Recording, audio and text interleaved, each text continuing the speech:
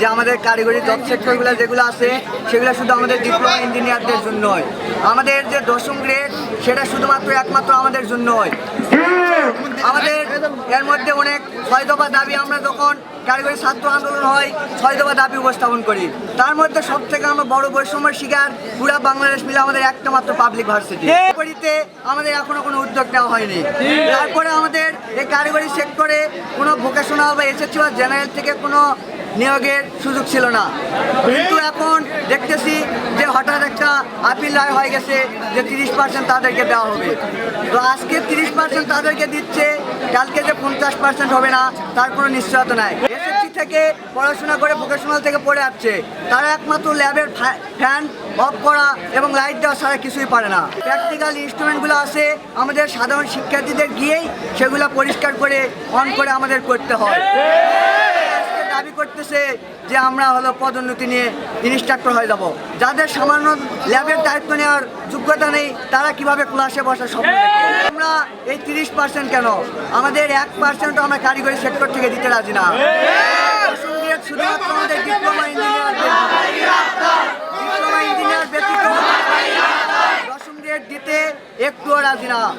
রক্ত দিয়েছি, আরও দিব। ক্রাফট মামারা হয়তো আমাদের 13-এর আন্দোলনের কথা ভুলে গেছে। 13-এর আন্দোলন প্রয়োজনে আরও একবার গর্জে উঠবে।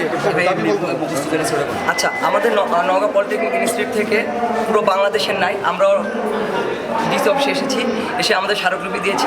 আমাদের স্মারকলিপি দেওয়ার মেন উদ্দেশ্য হলো আমাদের ডিপ্লোমা সেক্টরে আমরা সবসময় চাই হলো কারিগরি সেক্টরে, কিন্তু আমাদের ডিপ্লোমা সেক্টরে ম্যাক্সিমাম ঢুকে গেছে হলো নন টেকনিক্যাল, যারা হাতে কলমে কিছু জানে না, জেনারেল লাইন থেকে আসছে। তো আমরা 2021 সালে বিতর্কিত একটা নিয়োগ হয়েছে, সেই নিয়োগ হলো ক্রাফট ইনস্ট্রাক্টর। সেখানে নন ক্যাডার থেকে নন টেকনিক্যালেরা রাতের আধারে একটা নিয়োগ হয়েছে। সেটার নিয়োগটা এমন যে রাত 10টার দিকে ভাইবা হয়েছে, ভোর 4:30টার দিকে রেজাল্ট হয়েছে, পরের দিন সকালে সেটার হলো যে জয়েন হয়েছে। তো এই নিয়োগটা যদি এইভাবেই অবৈধভাবে হয় তাহলে শিক্ষকরা কীভাবে আসছে? অবশ্যই শিক্ষকরাও ওইভাবে আসছে। তো এইসব শিক্ষকরা এখন তাদের হলো 13তম গ্রেড আর আমাদের হলো 10ম গ্রেড। তারা এখন কী করছে, হাইকোর্টে রিট করছে যে তারা 13ম গ্রেডে আসবে। তো তারা তো কিছুই জানে না। তারা যদি ওই 30% নিয়ে যদি আমাদের এখানে যদি আসে তাহলে তো আমাদের 10ম গ্রেড, আমরা ডিপ্লোমা 4টা বছর কষ্ট করে পড়াশোনা করতেছি, ওরা যদি এসে এই জায়গাটা নিয়ে নেয় তাহলে আমরা কোথায় যাব? কারণ আমাদের 10ম গ্রেড শুধু আমাদের জন্যই। সুতরাং আমাদের নওগাঁ পলিটেকনিক থেকে এটাই আমাদের আহ্বান যে কারিগরি সেক্টরে শুধু কারিগরিই থাকবে, অন্য কেউ থাকবে না।